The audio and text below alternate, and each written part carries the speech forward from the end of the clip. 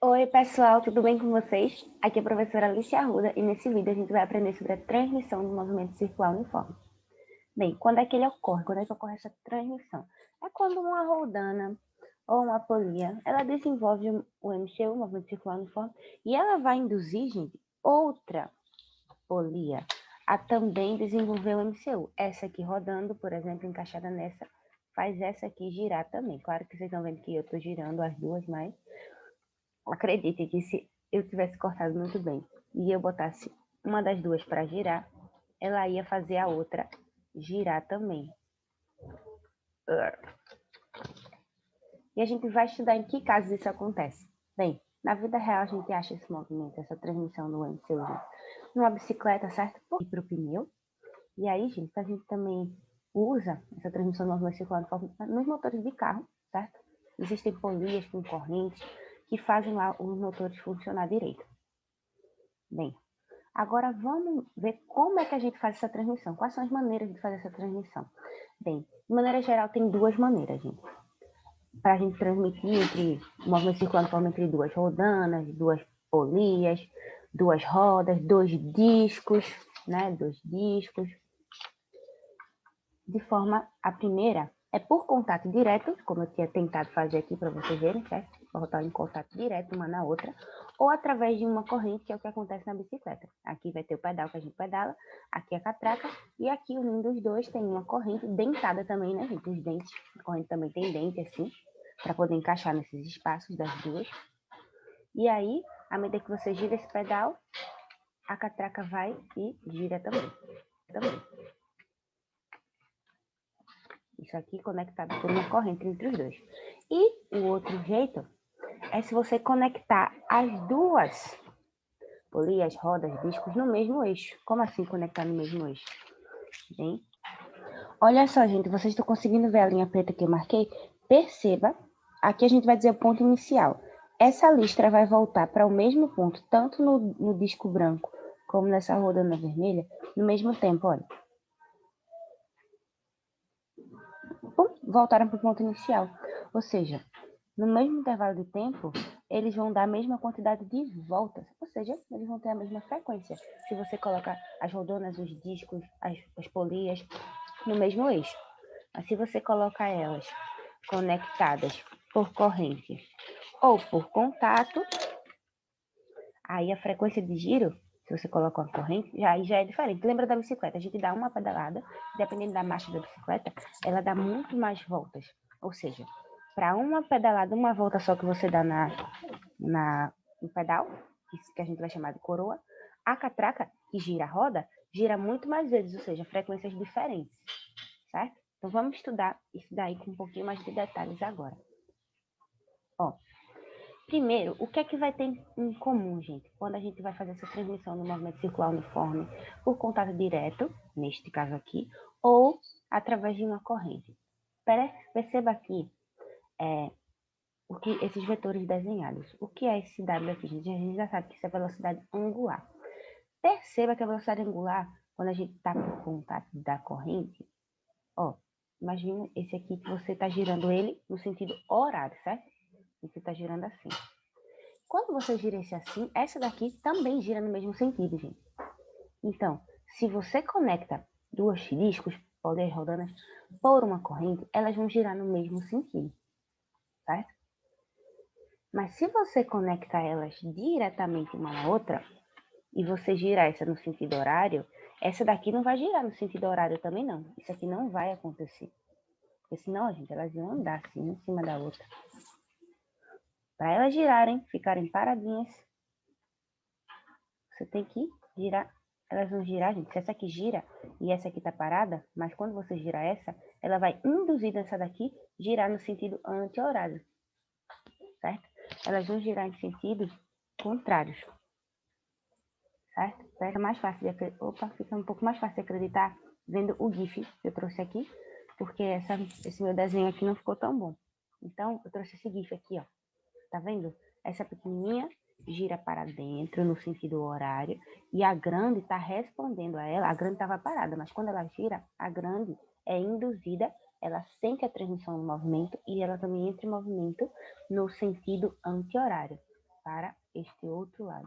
A grande vai no sentido anti-horário, enquanto que essa polia pequena vai no sentido horário, certo? Basta que uma das duas entre em movimento e a outra vai sentir o movimento e também vai girar, certo? E outra coisa bastante interessante que a gente acha incomum nesses dois pontos, certo? A diferença a gente já viu.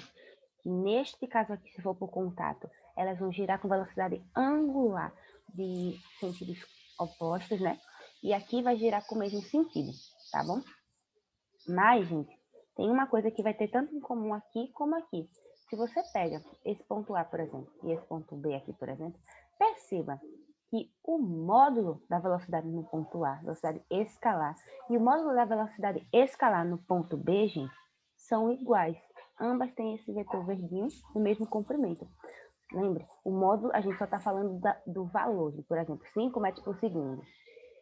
Certo? Isso aqui é a velocidade, o módulo da velocidade, certo? Eu não estou falando da direção da velocidade. Por quê? Porque a direção, gente, o vetor velocidade vai mudar. Aqui em cima, a vetor velocidade vai apontar para cima, certo? Então, a direção vai ser diferente do vetor neste ponto, mas o módulo vai ser o mesmo, certo? Em qualquer ponto que você pegar aqui em cima, o módulo desta velocidade VA, VB, vai ser sempre igual.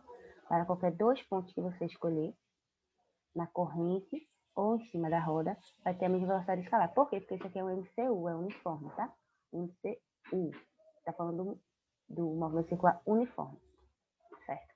Isso vai acontecer do mesmo jeito para as duas rodanas de discos polias conectadas, gente, diretamente uma na outra. Pega esse ponto aqui e aponta para cima, e esse ponto aqui aponta para o lado, o vetor velocidade escalar é diferente, certo? Eles têm direções diferentes, mas o módulo desse vetor velocidade, a quantidade lá, o número, sei lá, 6 metros por segundo, vamos dizer.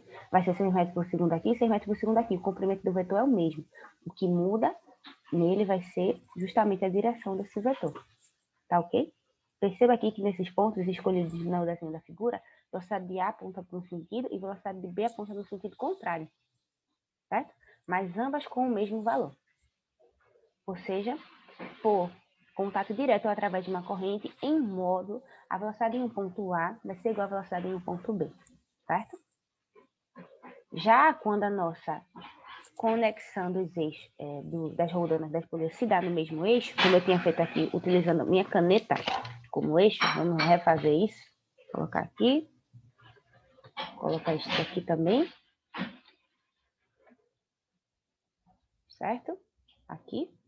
Perceba, gente, que a minha velocidade angular, minha velocidade de giro, eu posso dar ela como 2π vezes a frequência. E a gente já analisou que essa frequência de giro vai ser a mesma para as duas frequências, certo? Mas para a gente determinar isso matematicamente, como é que a gente faz? Primeiro, a gente vai observar a velocidade angular, certo? A velocidade angular aqui não varia. Ela é constante e igual, gente, certo? Tanto para o disco branco, quanto para essa minha rodana vermelha. Isso aqui são coisas que vocês já sabem determinar. E aqui, ó, a minha frequência, desculpa, a minha velocidade angular para o disco A vai ser a mesma velocidade angular na minha rodana aqui B, nesse meu exemplo. E aqui também, vocês podem olhar. Então, gente, substituindo isso aqui que a gente já sabe descrever, a gente pode dizer que 2π a frequência de A vai ser igual a 2π a frequência de B. Mas se aqui está multiplicando por 2π e aqui também, é como se eu não estivesse multiplicando por nada. Eu posso simplesmente cortar. E eu vou ter, gente, que a frequência de A é igual à frequência de B, que a gente já tinha visto. Que eles vão dar o mesmo número de voltas no mesmo intervalo de tempo. Certo? A gente só fez aqui provar. Isso aqui, gente, foi só para lembrar para vocês, certo? O período, certo? O tempo que leva para dar uma volta nos dois é igual. Se a frequência aqui A é igual à frequência de B, então o período, o tempo que elas levam para completar uma volta é igual, certo? Nada mais do que isso. Gente, aqui vamos fazer uma última análise rápida, certo? Sobre a transmissão do MCU, que se dá por uma corrente, certo? Aqui eu tenho uma bicicleta, o pedal, vocês podem ver, aqui a gente pedala. Aqui a gente tem a catraca e esse círculo maior seria a roda. Pessoal, vejam só. Se eu pedalo aqui e imponho uma velocidade angular, WA, nessa coroa, certo? E a minha coroa, perceba que ela tem um raio azul aqui maior do que o raio da minha catraca. Mas também lembre-se que a gente já viu que a velocidade escalar, o módulo da velocidade escalar, nesse ponto B aqui ou nesse ponto A aqui, são os mesmos, é o mesmo vetor, tem o mesmo comprimento, certo? Na velocidade no ponto B e no ponto A. E a gente já sabe que essa velocidade, como tem o mesmo módulo, isso aqui acontece, certo? A velocidade escalar, podemos reescrever para o ponto B, gente, tanto a velocidade escalar como a velocidade angular desta forma, e para o ponto A, tanto a velocidade escalar como a velocidade angular desta outra forma. Então, substituindo aqui, gente, as velocidades escalares, vamos achar isso aqui, substituindo novamente as minhas velocidades angulares agora, WA e WB, eu chego nessa outra expressão. E perceba, gente, que eu posso cortar 2π com 2π. O que é que eu fico? Que a minha frequência de giro no ponto B vezes o raio do ponto B é igual à minha frequência de giro no ponto A vezes o raio do ponto A. E, gente, como é que a gente usa isso aqui para determinar, por exemplo, uma frequência de giro ou uma velocidade angular de uma dessas duas roldanas envolvidas nessa transmissão do movimento? Bem, eu tomei a liberdade de já desenhar aqui, pessoal, o comprimento dos raios, certo? Eu coloquei que a nossa coroa tem um raio de 0,15 metros, ou seja, 15 centímetros, enquanto a nossa catraca vai ter um raio 3 vezes menor, de 5 centímetros, 0,05 metros, certo? E aí eu também já sei, gente, que como isso aqui é um MCU, eu sei que nesse ponto A, nesse ponto B, velocidades em módulo, velocidades escalares em módulo são iguais e são constantes. Ou seja, essa minha equação aqui, essa minha igualdade aqui, também vai ser uma igualdade constante. Mas aqui eu quero saber quem é a minha velocidade angular da catraca, sabendo que a minha velocidade angular da coroa, que eu chamo daqui de A, ela é de 5 radianes por segundo. Então, gente, eu sei a minha velocidade angular. Sei esse raio aqui, sei esse outro raio, mas não sei essa velocidade angular da catraca. Então, só substituindo aqui, ó, esses valores que eu sei nessa expressão, substituir aqui. E aí, ó, eu vou achar que a minha velocidade angular da catraca vai ser igual a 15 radianes por segundo. Gente, veja que coisa interessante. O fato de que a minha velocidade angular na catraca é 3 vezes maior do que a velocidade angular na nossa coroa. Isso se dá por quê? Porque o raio da catraca é 3 vezes menor. Então, isso aqui não é igualdade constante? Então, se eu tenho um raio 3 vezes menor, eu tenho que ter uma frequência de giro 3 vezes maior para que essa igualdade aqui seja verdade e valha, certo? Bem, gente, isso aqui foi só um exemplinho bem rápido para a gente poder entender que essa relação realmente vale numa bicicleta e em qualquer outra coisa que utilize uma corrente para transmitir o MCU. Obrigada por assistir, gente, e até mais.